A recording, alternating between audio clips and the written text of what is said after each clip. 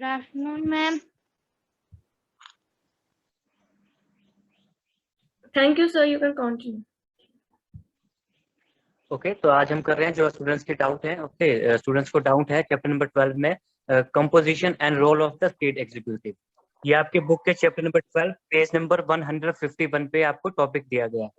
Okay the composition and role of the state executive. Okay देखो सबसे पहले हम एग्जांपल के थ्रू हम इसको अच्छे से स्टडी करते हैं इसे।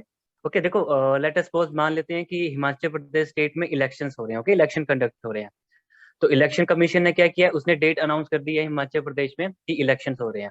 ओके तो अब डिफरेंट जितने भी कॉन्स्टिट्यूएंसीज हैं, ओके पहले देखो कॉन्स्टिट्यूएंसीज क्या होती है। कॉन्स्टिट्यूएंसीज होती हैं कि जैसे हिमाचल प्रदेश स्टेट का जो एरिया है, ओके लैंड एरिया है, उसे डिफरेंट एरिया डिफरेंट कॉन्स्टिट्यूएंसीज में उसे डिवाइड किया गया है। ओके तो हिमाचल प्रदेश स्टेट के 68 कॉन्स्टिट्यूएंसीज हैं।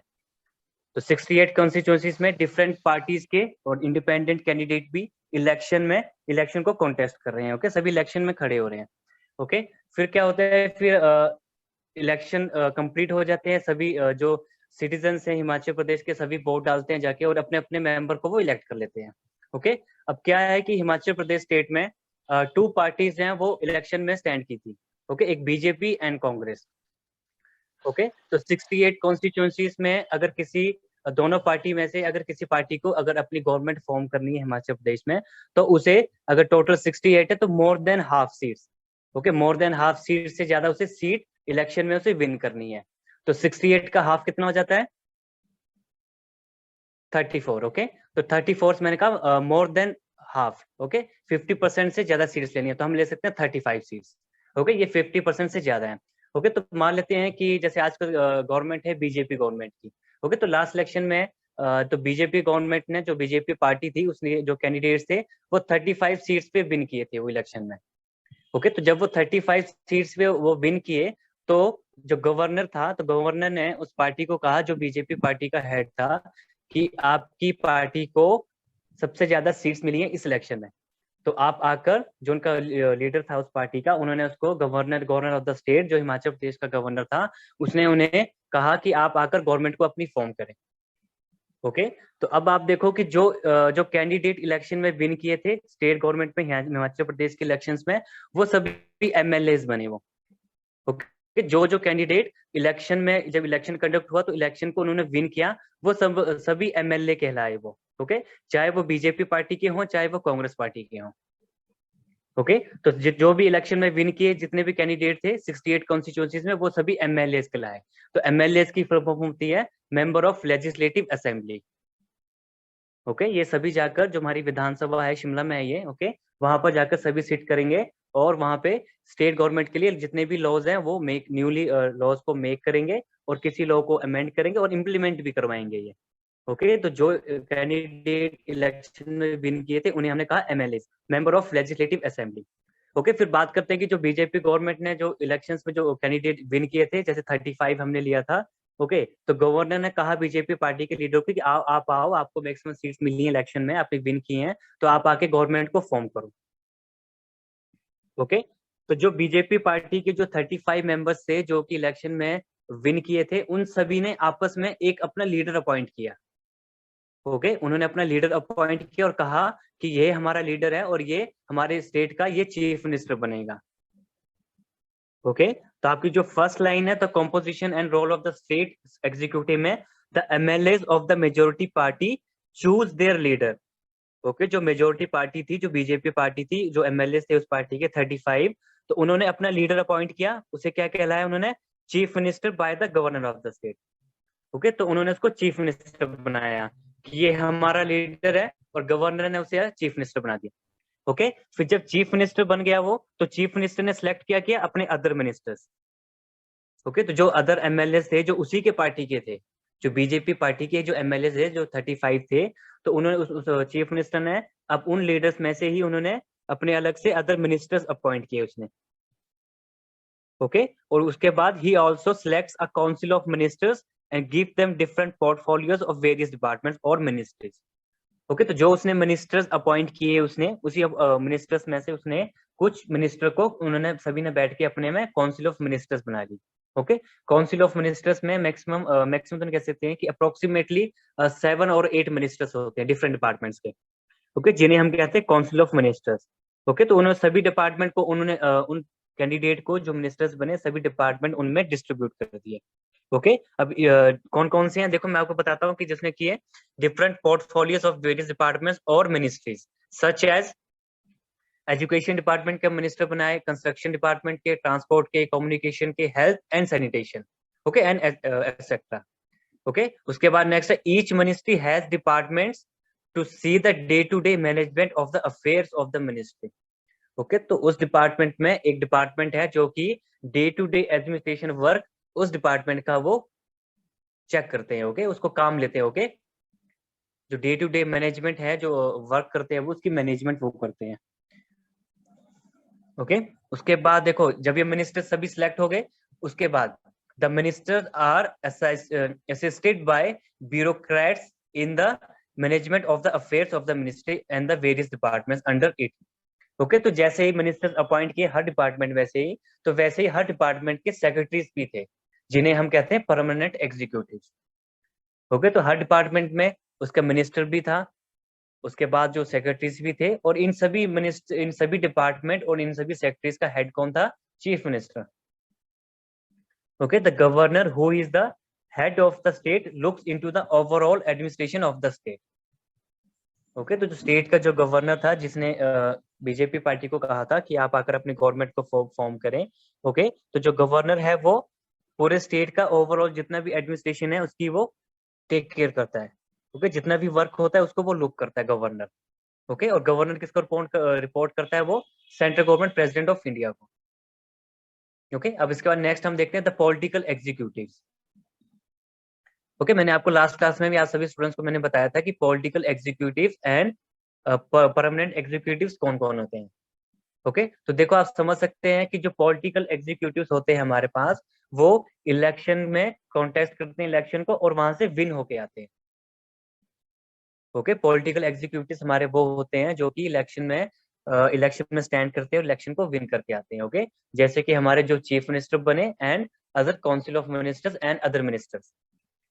ओके, ये सभी पॉलिटिकल एग्जीक्यूटिव्स हैं, and also the governor of the state, ये सभी पॉलिटिकल एग्जीक्यूटिव्स हैं। क्यों?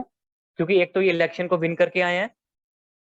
ओके, तो ये सभी पॉलिटिकल एग्जीक्यूटिव्स हैं ये, और ये कुछ टाइम पीरियड के लिए आते हैं, जैसे इलेक्शंस में 5 इयर्स के लिए आते हैं ये पॉलिटिकल एग्जीक्यूटिव्स।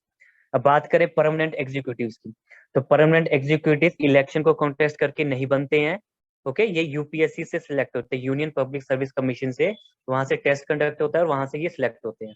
ओके, तो ये डिफरेंट हर डिपार्टमेंट के secretaries, deputy secretaries, okay, under secretaries ये अपॉइंट होते हैं, जो कि होते हैं परमानेंट एग्जीक्यूटिव्स।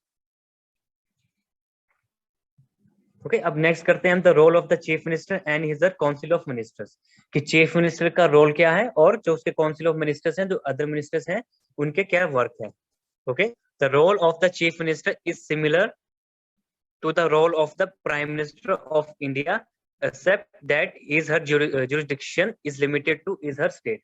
ओके, तो जैसे प्राइम मिनिस्टर होता है, जो प्राइम मिनिस्टर जो है वो पूरे इंडियन कंट्री का है, तो वो पूरे ओवरऑल इंडियन कंट्री का जितना एडमिनिस्ट्रेशन वर्क है वो उसके देख रेख में होता है, किसके? प्राइम मिनिस्टर के। तो हम बात कर रहे हैं स्टेट गवर्नमेंट की, तो स्टेट गवर्नमेंट का जो हेड होता है वो होता है चीफ मिनिस्टर। ओके, तो जितना भी स्टेट का जो एडमिनिस्ट्रेशन वर्क है, जितने भी डिपार्टमेंट्स हैं, सभी चीफ मिनिस्टर के अंडर में आते हैं।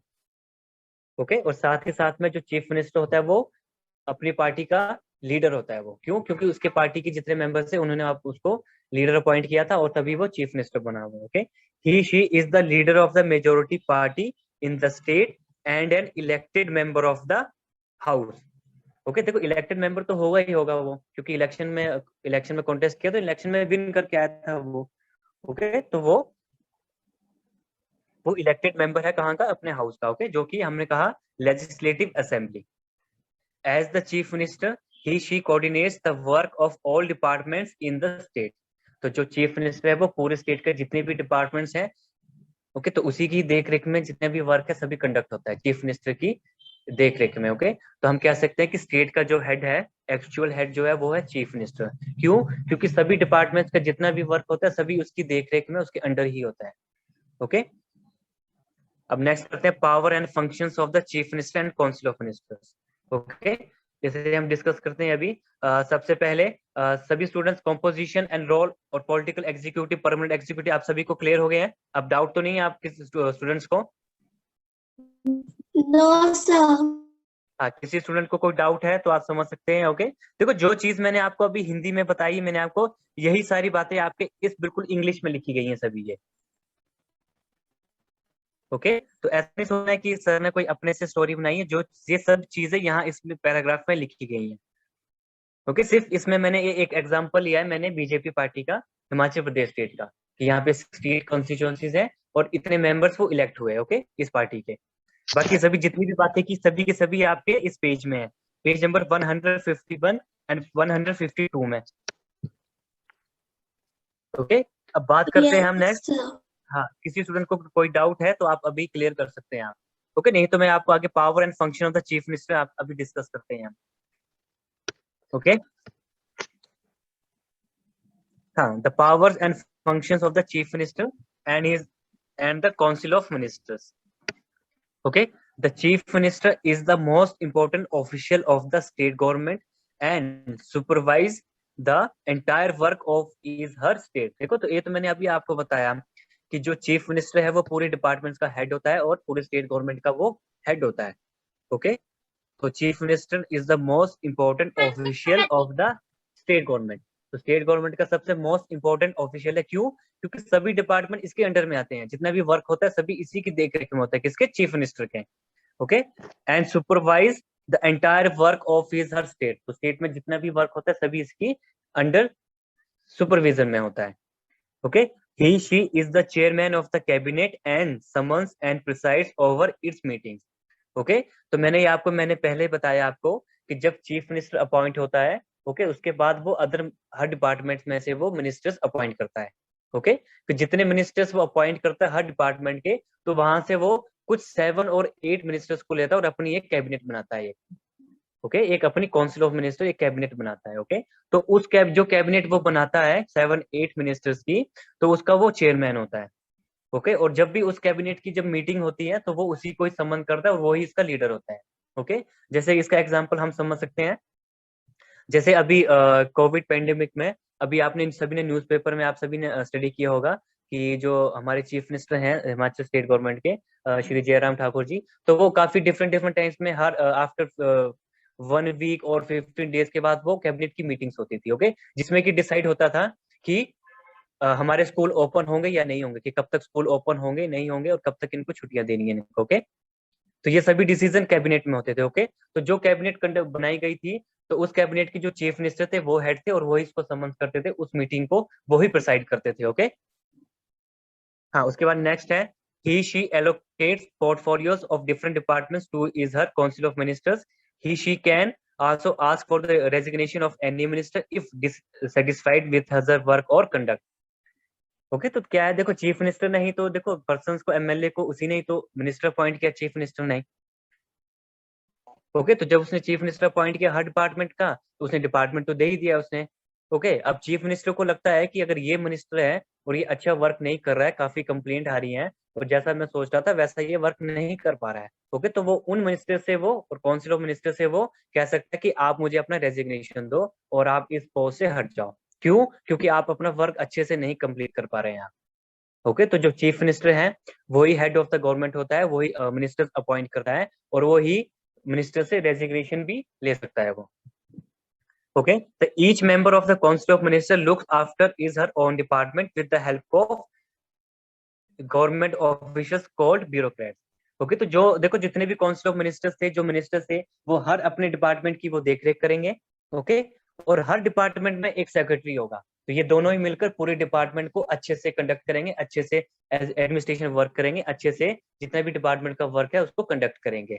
ओके, और ये दोनों ही किसको रिपोर्ट करेंगे? चीफ मिनिस्टर को। ओके, क्यों? क्योंकि चीफ मिनिस्टर हेड है सभी डिपार्टमेंट का, उस स्टेट गवर्नमेंट का भी हेड है।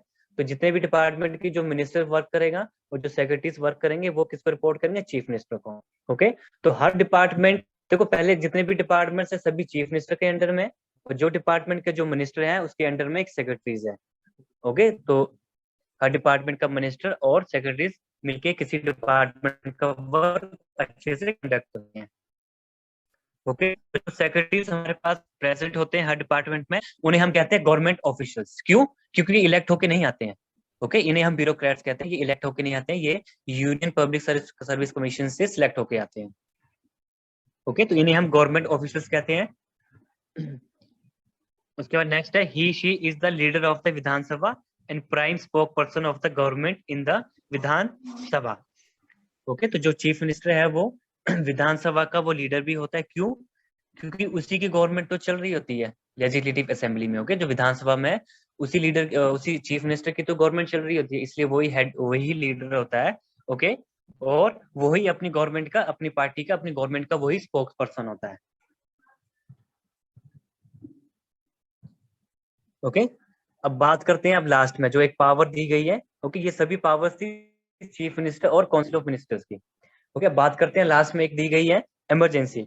ओके, अगर मान लेते हैं कि अगर किसी स्टेट में अगर इमरजेंसी अप्लाई हो जाती है। ओके, देखो जब स्टेट में इमरजेंसी अप्लाई होती है तो वो सेंट्रल गवर्नमेंट से होती है। तो जो प्रेसिडेंट ऑफ इंडिया किसी भी स्टेट में इमरजेंसी डिक्लेयर कर सकते हैं, लेकिन ऐसे डिक्लेयर नहीं कर सकते हैं। वो किसी सर्टेन इश्यूज पे ही वो स्टेट में इमरजेंसी डिक्लेयर कर सकते हैं वो।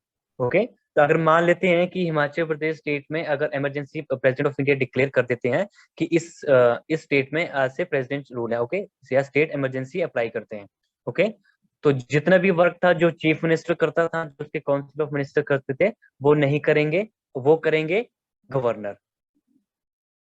ओके, आपने डिफरेंस याद रखना है। अगर किसी स्टेट में अगर इमरजेंसी अप्लाई हो जाती है तो उस स्टेट का हेड कौन हो जाता है? गवर्नर। ओके, तब चीफ मिनिस्टर वर्क नहीं करता है। ओके, क्लियर है सभी स्टूडेंट्स को? अब मैं आपके क्वेश्चंस लेता हूं। ओके, क्योंकि आपकी यही डाउट थी। और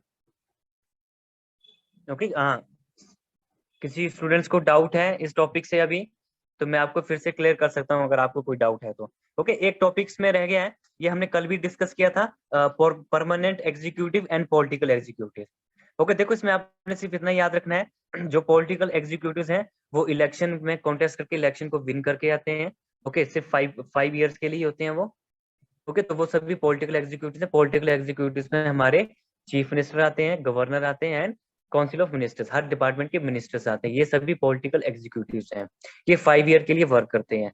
और second one is permanent executive, तो ये गवर्नमेंट ऑफिशियल्स होते हैं, इन्हें हम ब्यूरोक्रेट्स कहते हैं। और ये इलेक्शन को विन करके नहीं आते हैं, ये एग्जाम पास करके आते हैं, जो कि सिलेक्ट होते हैं यूनियन पब्लिक सर्विस कमीशन से। ओके, तो इन सभी की परमानेंट एग्जीक्यूटिव्स की, जो ये सेक्रेटरीज होते हैं, अंडर सेक्रेटरी, डिप्टी सेक्रेटरीज, इन सभी की रिटायरमेंट की एज होती है। ओके, ये 5 ईयर के लिए वर्क नहीं करते हैं ये। ओके, अब क्लियर है सभी स्टूडेंट्स को? अगर आपको डाउट है तो मैं फिर से क्लियर कर सकता हूँ, लेकिन आई थिंक आपको कोई डाउट होनी नहीं चाहिए अब।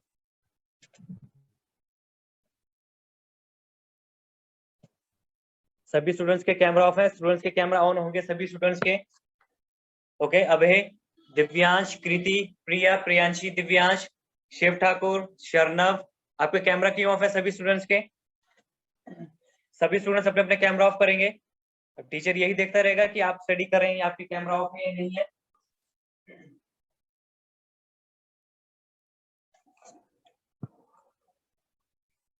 ओके, किसी स्टूडेंट को कोई डाउट है अभी? No, sir. देखो देखो, अगर आपको ये चीज अगर आपको एक बार अच्छे से क्लियर हो जाएगी, अच्छे से समझ आ जाएगी, तो आपको ये पूरे लाइफ टाइम के लिए आपको आपकी यूज आएगी ये। ओके, आप कहीं पे भी जाएंगे तो आपको ये इम्प्लीमेंट होगी। अगर आप न्यूज़पेपर स्टडी करेंगे, किसी बुक में स्टडी करेंगे, या किसी पर्सन से बात करेंगे, अगर वो कहेगा कि चीफ मिनिस्टर, अगर वो कहेगा गवर्नर, तो आपको मालूम होना चाहिए कि चीफ मिनिस्टर कौन होता है और गवर्नर कौन है।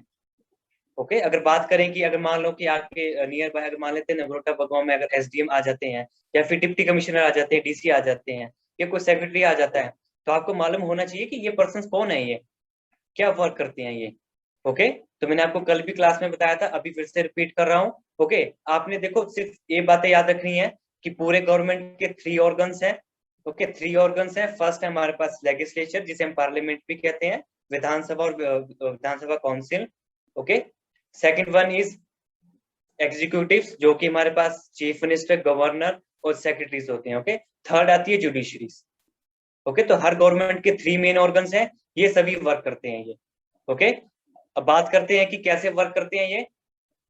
अगर कोई न्यूली लॉ को मेक करना है या किसी लॉ में अमेंडमेंट करनी है या कोई लॉ पहले से बना है, ओके, तो पहले आपने ये याद रखना है कि कोई भी अगर लॉ बनता है, कोई भी लॉ न्यूली लॉ मेक होता है अगर, या उसमें कोई अमेंडमेंट होती है, तो वो लॉ कहाँ से बनता है? वो लॉ बनता है लेजिस्लेचर से।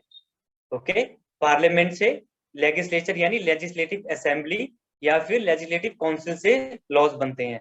ओके, जब वहां से लॉ बन गए हैं, तो जो हमारे एग्जीक्यूटिव्स होते हैं आगे, पॉलिटिकल एग्जीक्यूटिव्स हो चाहे परमानेंट एग्जीक्यूटिव्स हो, ओके, चाहे चीफ मिनिस्टर हो, गवर्नर हो, हर डिपार्टमेंट का मिनिस्टर हो, सेक्रेटरीज हो, वो उन लॉज को इम्प्लीमेंट करते हैं। ओके, उन लॉज को वो इम्प्लीमेंट करते हैं, उन लॉज की वो देख रेख करते हैं कि लॉ अच्छे से इम्प्लीमेंट हुआ है कि नहीं हुआ है, किसी को कोई समस्या, किसी को कोई दिक्कत तो नहीं है, तो सारी की सारी जो भी कोई आपकी प्रॉब्लम है वो सभी दूर करते हैं। ओके, जो एग्जीक्यूटिव्स होते हैं। ओके, अब उसके बाद जो जुडिशरी है, जो थर्ड ऑर्गन है, अगर इस लॉ में कोई अमेंडमेंट अच्छे से नहीं हुई है, या लगता है कि ये लॉ बिल्कुल ही बेकार है, किसी काम का नहीं है, और पीपल्स के जो फंडामेंटल राइट्स हैं वो वायलेट हो रहे हैं, ओके, तो डायरेक्ट जो जुडिशरी है, जो हाई कोर्ट होता है हर स्टेट का या सुप्रीम कोर्ट इंडियन कंट्री का, वो इस लॉ को नल एंड वॉइड कर सकता है। ओके, और साथ ही साथ में अगर जो ऑर्गन्स अभी हमने डिस्कस किए, अगर किसी ऑर्गन्स में कोई डिस्प्यूट अगर अराइज हो जाता है, अगर उनके बीच में कोई कन्फ्लिक्ट हो जाता है, चाहे एक स्टेट या 2 स्टेट या फिर 7-8 स्टेट्स, ओके, या यूनियन टेरिटरीज में अगर कोई डिस्प्यूट अगर कोई अराइज हो जाता है, तो वही जुडिशरी ही है जो कि इनके जो कॉन्फ्लिक्ट है उनको दूर करती है। ये वही इनको जजमेंट, इनको जज करती है, और वही इनको न्याय देती है इनको। ओके, ये बात आपने अच्छे से याद रखनी है। ओके, जैसे कि इसका एक छोटा सा एग्जांपल ले सकते हैं। अगर आपके साथ कोई, अगर आपके कोई फंडामेंटल राइट को कोई वायलेट करता है, या आपको कोई आपके किसी के साथ कोई कॉन्फ्लिक्ट हो जाता है, या कोई डिस्प्यूट अराइज हो जाता है आपका किसी के भी साथ, तो आप कहाँ जाते हैं? डायरेक्ट आप कोर्ट चले जाते हैं। ओके, कि मैं केस करूंगा और केस में देखेंगे फिर। ओके, तो आपने ये चीजें याद रखनी है आप सभी ने। ओके, हाँ, अब किसी स्टूडेंट को किसी टॉपिक में डाउट है या नहीं है तो आप पूछ सकते हैं, क्योंकि ये चैप्टर हमने ऑलमोस्ट हमने फिनिश कर दिया है हमने। ओके, इस चैप्टर की हम एक दिन और रिवीजन करेंगे पूरे अच्छे से ही। Okay, Sir, your voice is not. हाँ, ओके, हाँ बेटा, तो अपना सिग्नल चेक कर ले एक बार कि साउंड क्यों नहीं क्लियर आ रही है। ओके, बाकी स्टूडेंट्स को मेरी साउंड क्लियर आ रही है? सभी कोई, बाकी स्टूडेंट्स को मेरी साउंड बिल्कुल क्लियर है?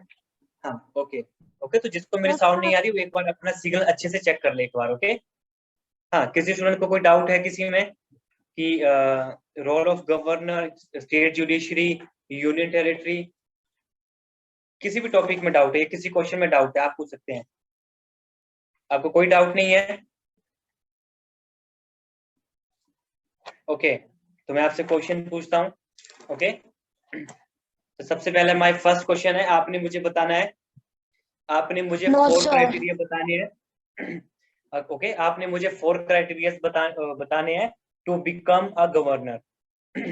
ओके, जो मैंने कल भी डिस्कस किया था हमने, अगर किसी पर्सन को अगर गवर्नर अपॉइंट करना है, अगर गवर्नर बनना है, तो उसके पास कौन कौन सी क्वालिफिकेशंस होनी चाहिए। ओके, उसकी एलिजिबिलिटी क्राइटेरिया क्या क्या है।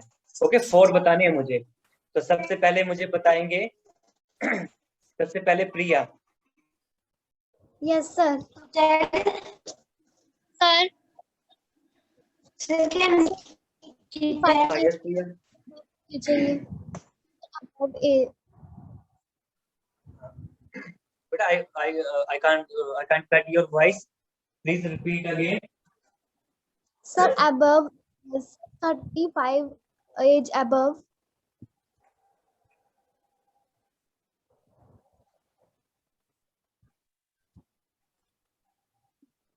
ओके, ये तो एक पॉइंट हो गया। ओके, उसकी एज 35 इयर्स होनी चाहिए या उससे अबव होनी चाहिए। Okay, and second one is Akshita Rana.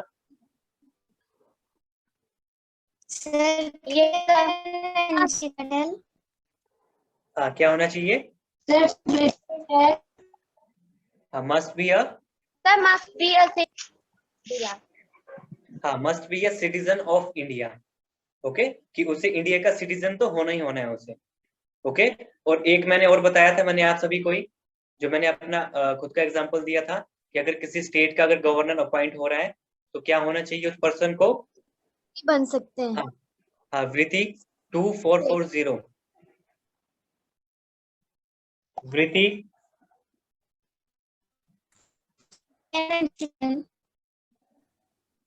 Sir का नाइटल। ओके। शर्नव सर की वो नाइटल जिसका बनना शर्नव रहता है वो अपनी कंट्री को ना सपोर्ट कर सकता है। हाँ, क्या नहीं होता है शर्नव? सर वो जिस कंट्री से बिलोंग करता है उसको नहीं, उसका उसी का गवर्नर नहीं बन सकता है। किसी कंट्री को बिलोंग करता है? सर वो जिस कंट्री को बिलोंग करता है सर वो उसी का गवर्नर नहीं बन सकता।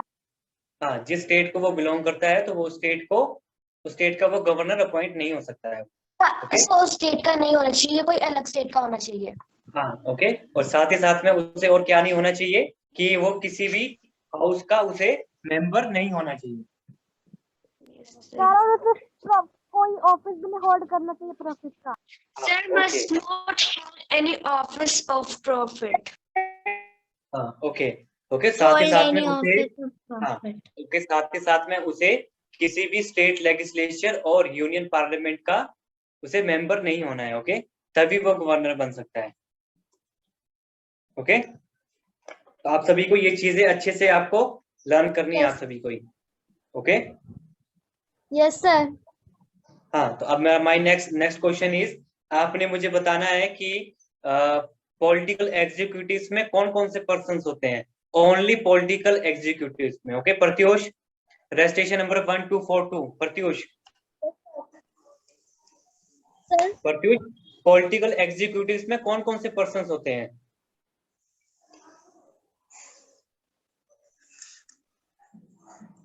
प्रत्युष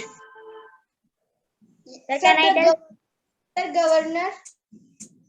हाँ ओके, गवर्नर और कौन होते हैं? Chief minister. Okay, chief minister और council of ministers. Okay minister. Okay, council of ministers. Okay, Anshika Dogra 1386। Anshika Dogra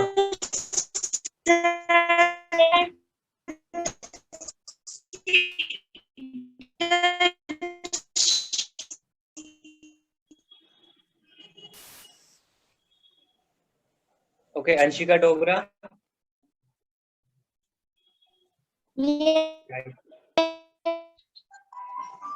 बेटा आपकी साउंड नहीं क्लियर आ रही है। ओके अंशिका। हाँ, नेक्स्ट इज अभय। अभय और शिव ठाकुर।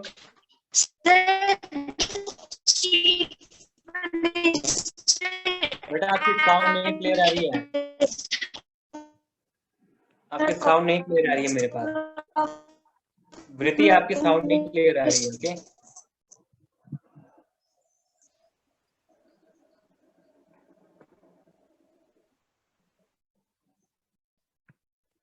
ओके, दिव्यांश।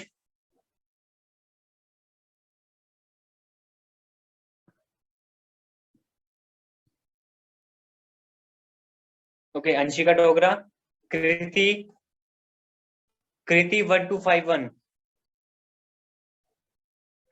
ओके, ये स्टूडेंट नेम, इस स्टूडेंट का नेम नहीं लिखा है इसने फोन में, लेकिन इसने हैंड रेज किया है। सुनीता कुमारी, आई थिंक इसके मदर का नेम है ये। हाँ ओके बेटा, आपने फोन पे अपना नाम लिखना है। ओके हाँ, तो आपने मुझे बताना है। सर हाँ, क्या नाम है आपका? सर आर्यन। हाँ आर्यन, तो आपने मुझे बताना है। ओके, आपने मुझे बताना है कि पॉलिटिकल एग्जीक्यूटिव्स में कौन कौन से पर्सन्स होते हैं। सर ओनली पॉलिटिकल एग्जीक्यूटिव्स में। सर प्रिय कैंडल चीफ ये minister becomes of political governor. Question और है आपसे आर्यन। हाँ, एक क्वेश्चन आपने और आंसर करना है। ओके, आपने मुझे 4 क्राइटेरिया बताने to become a governor, for becoming a governor. हाँ, शुरू हो जाओ बताना अब। Sir must be a citizen of India. Okay okay, next one. और कौन सी, और क्या होना चाहिए? और एज कितनी होनी चाहिए उसकी? सर 35। Okay very good. हाँ, उसकी एज 35 और उससे अबव होनी चाहिए। ओके 35 और अबव। हाँ, और नेक्स्ट और कौन सी है? Sir must can hold any office point. हाँ, must not hold. Okay, must not hold any office of profit. Okay हाँ, next Shiv Thakur 2091। Yes sir. हाँ शिव ठाकुर, आप यही रिपीट करेंगे। Okay, eligibility criteria for becoming a governor. हाँ, क्या क्या क्राइटेरिया होना चाहिए?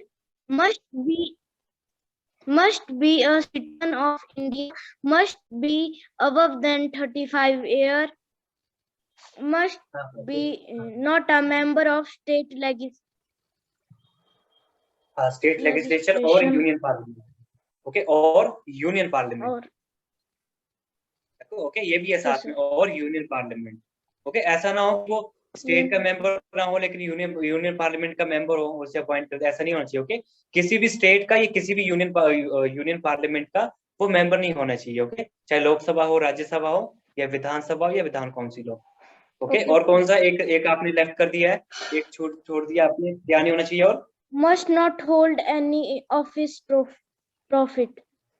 ओके ओके, देखो ऐसा नहीं है कि कि अगर कोई पर्सन अगर किसी मेंबर का सॉरी किसी हाउस का वो मेंबर है तो वो गवर्नर बन ही नहीं सकता है। ओके, अगर कोई पर्सन अगर किसी हाउस का मेंबर है अगर, ओके, या फिर किसी स्टेट का है या फिर यूनियन पार्लियामेंट का है, तो उसे गवर्नर जब अपॉइंट करेंगे तो उससे पहले उसे रिजाइन करना पड़ेगा। ओके ओके, उसको अपनी मेंबरशिप से उसे लेफ्ट करना पड़ेगा। ओके, जैसे कि अगर कोई पर्सन अगर किसी स्टेट लेजिस्लेचर और यूनियन पार्लियामेंट अगर मेंबर है, ओके, तो जब उसे गवर्नर बनना है तो